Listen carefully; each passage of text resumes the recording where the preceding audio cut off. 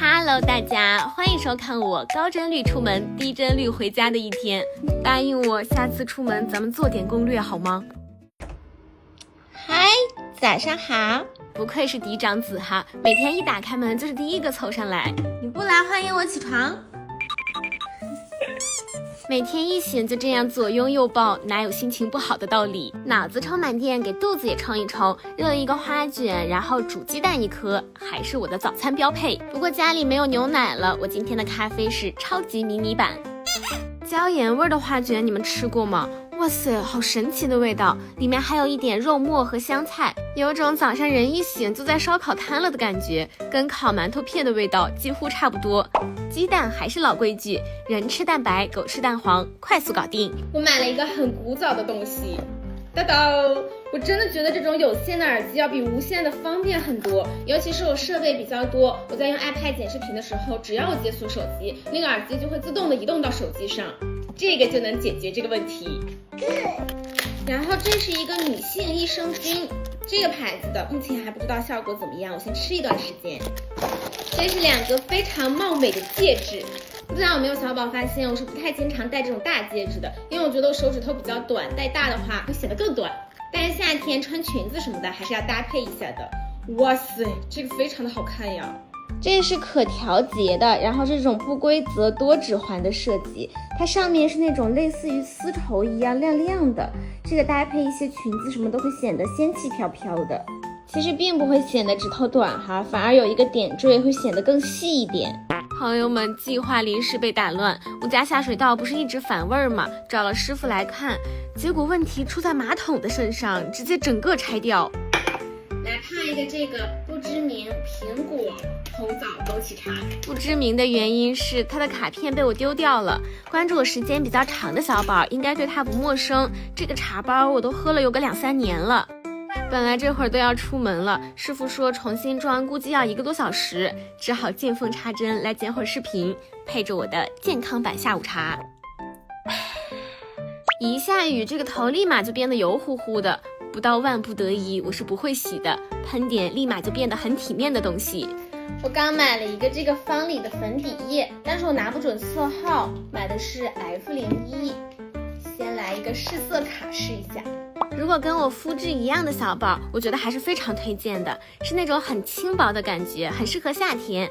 持妆的话，我是习惯哑光妆容的，所以有叠一层散粉，基本上1天下来是不用补的。就是他说送粉饼，结果送的是迷你粉饼，它还是一个挂件呢。好不容易不打算去健身，今天这个妆容画得格外认真，主要是为了搭配我这身非常满意的 OOTD。哇塞，很高级，很有清冷感，有没有？上衣是这种羊毛的条纹小衫，它是那种很软的材质，但穿上显得身材很好。裙子是有一点流光的，然后我是搭配了这种裤管长靴，又有点学院风，又有点甜酷的感觉。包包也是搭配了这种低饱和高级一点的托特，它这个皮面很特殊，很软的同时还有一点褶皱设计，显得很松弛。里面有一个小袋子，可以当做化妆包，出门必带iPad。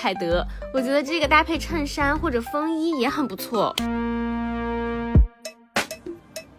哎呦喂，好久没见过自己这么高帧率的样子了，出门前狠狠欣赏了老半天，就是一出门外面狂风暴雨啊，直接给我刮回来了，套了个外套。不过这位女士冒着这么大雨还一定要去的地方究竟是哪儿呢？朋友们，我特地来杭州中心参加咖啡节，然后看到这空旷的场地，我还以为是下雨它取消了，结果发现是下周末。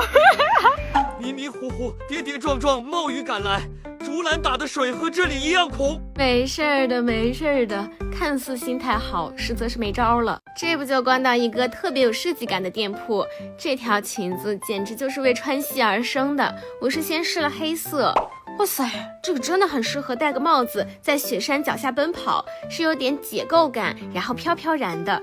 就是这个长度，我估计一边跑一边踩，照还没拍，先跟裙子打一架的程度。没事儿的，没事儿的。哎，有一家店咱们可是有备而来，他家的可露丽可是属于开门2个小时内肯定售罄的程度，但是我早上一醒就提前预定了。这会儿本来想提上他找个店把我没喝到的咖啡补上的，结果咱们出门就是如此的随心所欲哈，街头上逛上水果超市了，跟神经一样，买了一大兜蓝莓、草莓，想我了没？然后拎了一晚上，还是暴走的一晚上。事情进行到这个地步，我觉得倒霉熊应该停播了。